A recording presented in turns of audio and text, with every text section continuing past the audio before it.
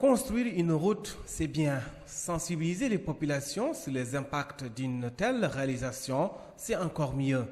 Justement, le projet de réhabilitation de la route Nouakchott-Rosso prévoit des actions de sensibilisation aux populations riveraines, aux problématiques de la transmission du VIH-Sida, de l'environnement et de la sécurité routière. 3 ONG, SOS Père Éducateur, ECODEF et citoyens et citoyennes debout mèneront cette campagne de sensibilisation. Des actions ponctuelles d'information et de visibilité sont également envisagées.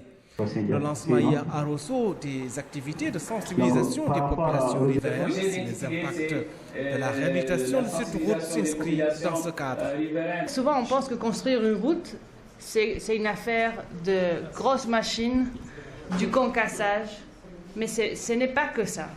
Construire une route, c'est aussi travailler sur tous les impacts que cette route peut avoir. Ces impacts sont positifs et sont très connus.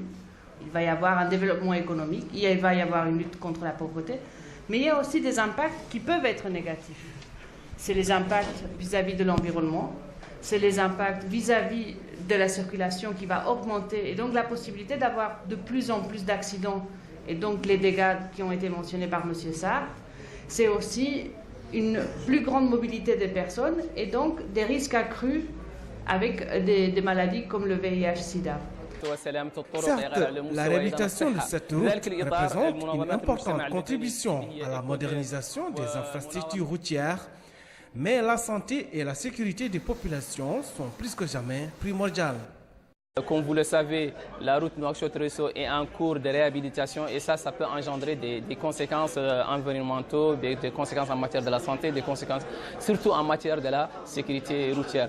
L'objectif de ces différents projets, c'est la sensibilisation des riverains, c'est les 3 thèmes que j'ai dit, mais surtout renforcer la capacité des organisations communautaires de base qui se trouvent au niveau local, mais aussi donner plus d'informations pour préserver la route, préserver l'environnement, se protéger du VIH-Sida.